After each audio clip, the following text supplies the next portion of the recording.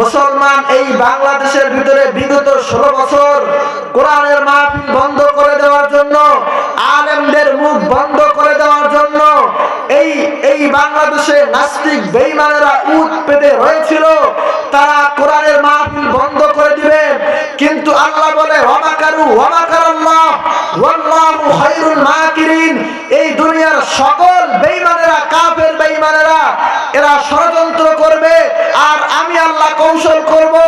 দুনিয়ার সব হাসিনা মার্কা নাস্তিক বেঈমানেরা ষড়যন্ত্র করেছিল বাংলাদেশ থেকে, এই দেশ থেকে কোরআনকে বিদায় করে দিবে, আলেমদেরকে বিদায় করে দিবে, এই বাংলাদেশ থেকে মুফাসসিরদেরকে বিদায় করে দিবে, এই বাংলাদেশকে আমেরিকা বানাবে। কিন্তু আল্লাহ বলে তোমার মতো স্বৈরাচার কোন চালাকি করলে কোনো লাভ হবে না। আল্লাহ বলে আমাকারু আমাকারাল্লাহ, তুমি কি আর ষড়যন্ত্র করবা? তোমার বাপ, তোমার বাবা, তোমার বাপ ছিল ফেরাউন, তোমার বাবা ছিল নমরুদ। এই ফেরাউন টিকতে পারে নাই, এই দুনিয়ার ভিতরে নমরুদ টিকতে পারে নাই, অতএব তুমিও টিকতে পারো। এই মুসলমান কথা জোরে বলবে, টিকতে পারছে? ছাত্রদের আন্দোলন কোন দলকে লাগে নাই, জামাতকেও লাগে নাই, বিএনপিকেও লাগে নাই, চরমনাইকে লাগে নাই, কোন দল লাগে নাই। ছাত্রদের আন্দোলনে এই দেশ থেকে নাস্তিকরা পালায় গেছে। কথা বলেন ঠিক কিনা?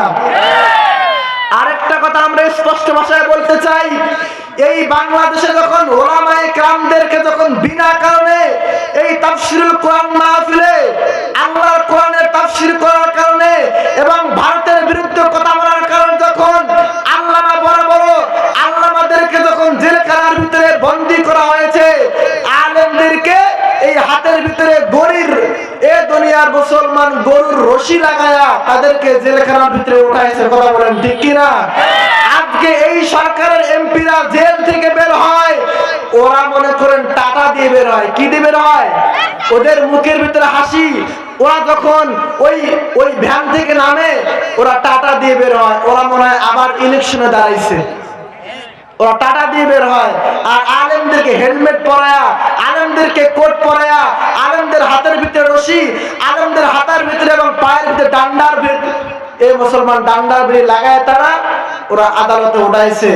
আর এখন আমরা ডক্টর ইউনূসকে বলতে চাই যে এদেরও বিচার করেন। এই 16 বছর যেই সকল নাস্তিক বেঈমানেরা, ভারতের দালালেরা আলেমদেরকে জেলখানায় বন্দী করেছে, ওদের দৃষ্টান্তমূলক শাস্তি দান। কথা বলেন ঠিক কিনা?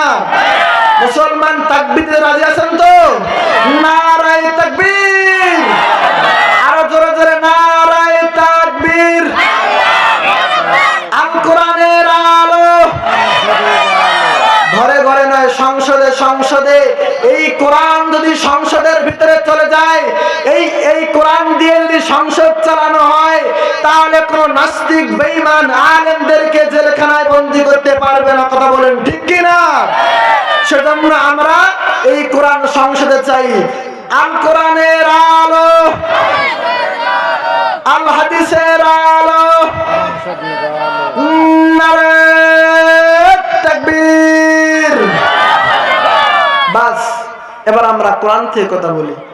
আমি আপনাদের সামনে সূরাতুল মুমিনুন থেকে 2টা আয়াত তেলাওয়াত করেছি।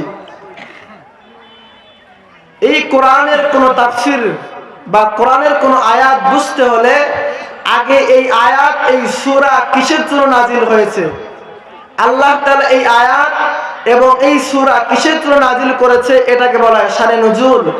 আগে আমরা এই সূরার শানে নুজুলটা জানি।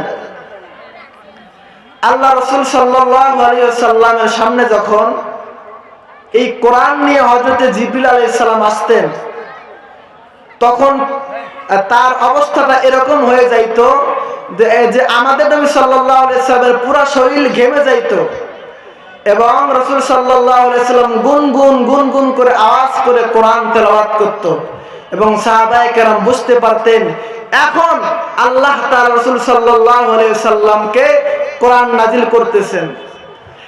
একদিন সাহাবায়ে কেরাম লক্ষ্য করে দেখলেন বিশ্বনবী মুহাম্মদ রাসূলুল্লাহ সাল্লাল্লাহু আলাইহি ওয়াসাল্লাম বসে আছেন এবং তেনার পুরা শরীরে ঘেমে যাচ্ছেন এবং তার দুই ঠোঁটটা নড়তেছেন আর বিড়বিড় বিড়বিড় এবং গুনগুন করে আওয়াজ হইতেছে। সাহাবায়ে কেরাম বুঝতে পারলেন আমাদের রাসূল সাল্লাল্লাহু আলাইহি সাল্লামের সামনে এখন আল্লাহ তাআলা কোরআন নাযিল করতেছেন। সাহাবায়ে কেরাম চুপ হয়ে গেলেন। বিশ্বনবী মুহাম্মদ রাসূলুল্লাহ সাল্লাল্লাহু আলাইহি ওয়াসাল্লাম হাত তুললেন। হাত তুলে এবার দোয়া করতে শুরু করে আল্লাহকে বললেন, আল্লাহ আপনি আমার উম্মতকে বাড়ায় দেন, আপনি আমার উম্মতের সম্মান বাড়ায় দেন। ও আমার রব আল্লাহ তাআলা, আপনি আমার উম্মতের সম্মান বাড়ায় দেন, আপনি আমার উম্মতের ধন সম্পদ বাড়ায় দেন। ও আল্লাহ তাআলা, আপনি আমার উম্মতদেরকে মাফ করে দেন। এভাবে যখন রাসূল সাল্লাল্লাহু আলাইহি সাল্লাম দোয়া করতে লাগলেন, এবার সাহাবায়ে কেরাম অপেক্ষা করতেছেন কখন রাসূল সাল্লাল্লাহু আলাইহি সাল্লাম হাত নামাবে। হঠাৎ করে রাসূল সাল্লাল্লাহু আলাইহি সাল্লাম হাত নামিয়ে ফেললেন। এ দুনিয়ার মানুষ ভালো করে লক্ষ্য করে দেখেন, এবার রাসূল সাল্লাল্লাহু আলাইহি ওয়াসাল্লাম হাত নামিয়ে ফেললেন। সাহাবায়ে কেরাম বললেন, ও আল্লাহর রাসূল আপনি হাত তুললেন, আপনি দোয়া করলেন, কিসের জন্য দোয়া করলেন? এবার রাসূল সাল্লাল্লাহু আলাইহি ওয়াসাল্লাম বললেন, ও আমার সাহাবায়ে কেরাম, আল্লাহ আমার সামনে এখন এমন একটি সূরা নাযিল করেছে, এমন একটি গুণের কথা বলেছে, আমার কোন উম্মত যদি, আমার কোন সাহাবায়ে কেরাম যদি এই গুণের অধিকারী হতে পারে তাহলে আল্লাহ রাব্বুল আলামিন তাকে জান্নাত দিয়ে দিবেন। আর ধরে বলি সুবহানাল্লাহ।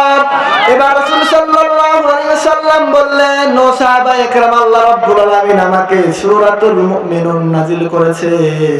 এবার রাসূল সাল্লাল্লাহু আলাইহি ওয়াসাল্লাম বলতেছেন, ক্বাদ আফলাহাল মুমিনুন।